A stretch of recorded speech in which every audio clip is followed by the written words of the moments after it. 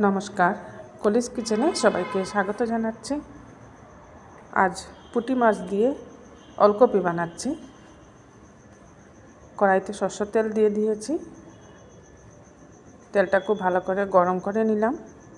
এর মধ্যে লবণ হলুদ মেখে রাখা পুঁটি মাছগুলো দিয়ে দিচ্ছি।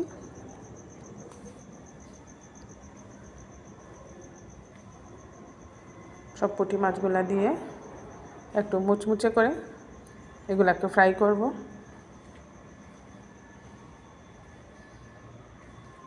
একদিক হয়ে গেছে, উল্টে পাল্টে দিচ্ছি। দেখুন খুব সুন্দরভাবে ফ্রাই হচ্ছে। যেহেতু কড়াইয়ের তেলটা আমি খুব বেশি গরম করে নিয়েছিলাম, এইভাবে তেলটা বেশি গরম করে যখন মাছ দিবেন কড়াইতে, তখন এটা কড়াইতে আটকে যাবে না। পুঁটি মাছ এইভাবে ভাজি খেতেও খুব ভালো লাগে। গরম গরম ডালের সাথে পুঁটি মাছ ভাজা হলে খুব ভালো লাগে খেতে। এগুলা ভেজে নিয়েছি খুব ভালোভাবে, এবার নামিয়ে নিচ্ছি।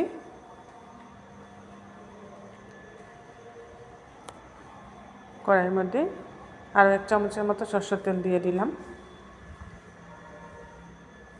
মাছ রেসিপি সরষের তেলেই ভালো লাগে, তাই এই রেসিপিটা আমি সরষের তেল দিয়ে বানাচ্ছি। ফোড়নে দিয়ে দিয়েছি 5 ফোড়ন, তেজপাতা। এবার কেটে ধুয়ে রাখা ওলকপি আর আলু এটাও দিয়ে দিলাম। একটা টমেটো দিয়ে দিচ্ছি 4 টুকরো করে। এবার সব গুঁড়া মশলা দিয়ে দিচ্ছি এক এক করে। প্রথমে দিচ্ছি হলুদের গুঁড়া,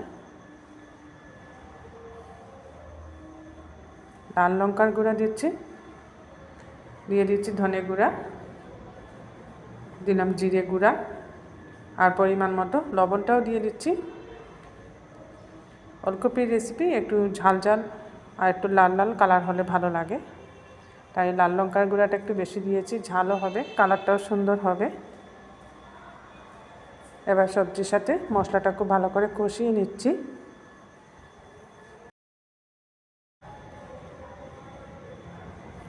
আর ওলকপির তরকারি এইভাবে 5 ফোড়নে দিয়ে বানালে খুব ভালো হয়।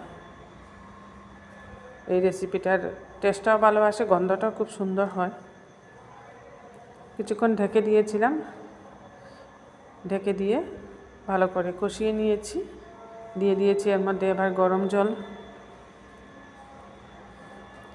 জল দিলে তরকারির স্বাদটা আরও বেড়ে যায়। একটু ঝোলঝোল রাখবো, এর জন্য জলটা একটু বেশি দিয়েছি। আর ওলকপিটা যেহেতু সিদ্ধ হবে, শীতের শেষের দিকে ওলকপি একটু শক্ত হয়ে যায়, তাই সিদ্ধ হতে একটু সময় লাগে। ওলকপি হয়ে গেছে, মাছগুলোও দিয়ে দিলাম।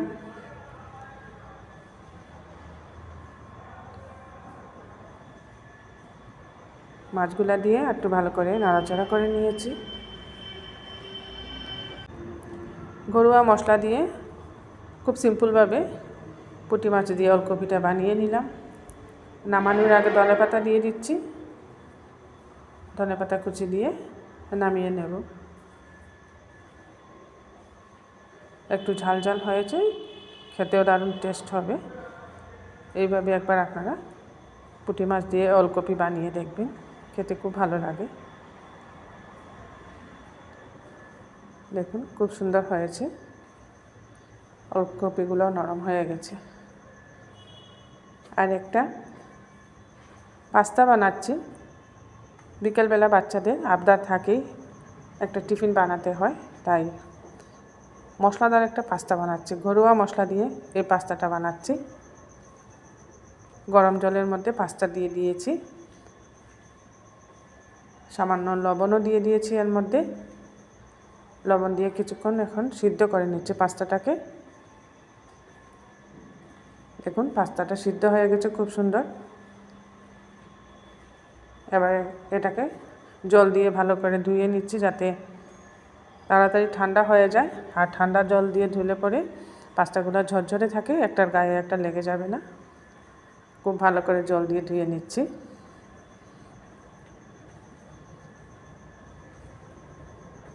খুব সুন্দর ঝরঝরে হয়ে গেছে পাস্তা। গ্যাসে আরেকটা কড়াই বসিয়ে দিয়েছি, এর মধ্যে দিয়ে দিলাম সামান্য রিফাইন্ড অয়েল। আর রিফাইন্ড অয়েলের মধ্যে দিয়ে দিচ্ছি রসুন কুচি। রসুনটাকে একটু ভাজা ভাজা করে নিচ্ছি। রসুনটা একটু ভাজা ভাজা হয়ে যাওয়ার পর কুচিয়ে রাখা একটা পেঁয়াজ দিয়ে দিয়েছি এর মধ্যে। পেঁয়াজটা দিয়েও একটু ভাজা ভাজা করে নেব।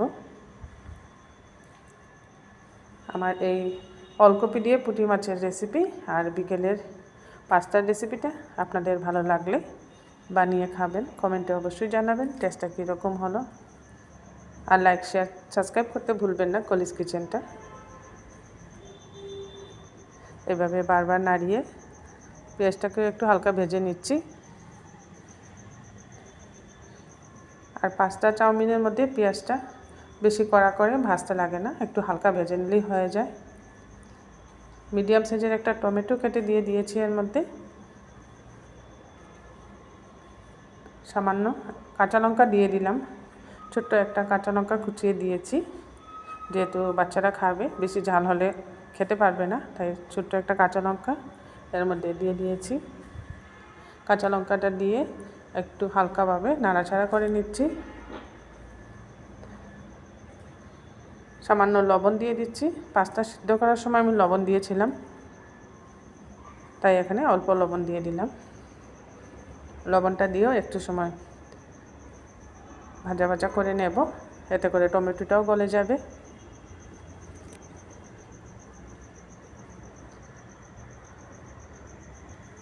টমেটোটাও গলে যাচ্ছে। টমেটো আর পেঁয়াজ অনেকটাই সফট হয়ে গেছে। এই পর্যায়ে মশলাগুলো দিয়ে দিচ্ছি আমি।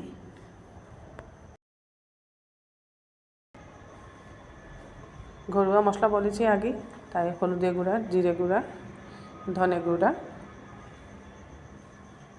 আর সামান্য লাল লঙ্কার গুঁড়া দিয়েছি, এতে করে কালারটা খুব সুন্দর হবে। মশলা দিয়েও একটু সময় কষিয়ে নিচ্ছি টমেটো পেঁয়াজটাকে।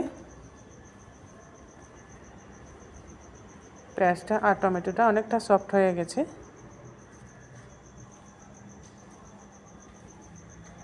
এই পর্যায়ে সিদ্ধ করে রাখা পাস্তাটা দিয়ে দিচ্ছি।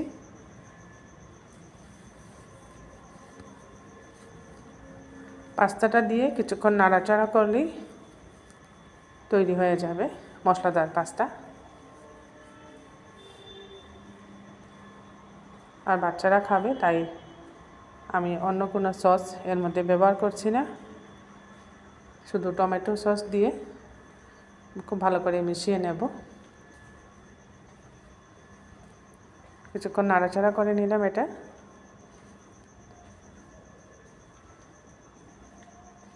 আরও একবার নাড়িয়ে নিচ্ছি। হয়ে এসছে পাস্তা।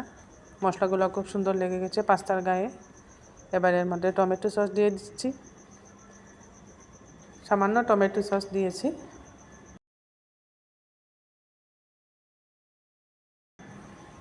আর সামান্য ধনেপাতা কুচিয়ে দিচ্ছি, এতে করে দেখতে ভালো লাগবে, হালকা একটা গন্ধও আসবে ধনেপাতার।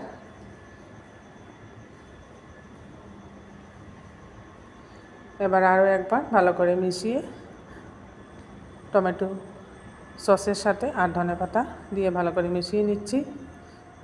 তৈরি করে নিলাম মশলাদার পাস্তা। দেখুন খুব সুন্দর হয়েছে দেখতে, খেতেও খুব টেস্টি হয়েছিল। আর বাচ্চাদের তো খুব পছন্দের জিনিস পাস্তা। অনেক সময় এইভাবে আমি স্কুলের টিফিনেও বানিয়ে দিয়ে থাকি। ধনেপাতার একটা ফুল উপরে দিয়ে সুন্দর করে গার্নিশ করে নিলাম।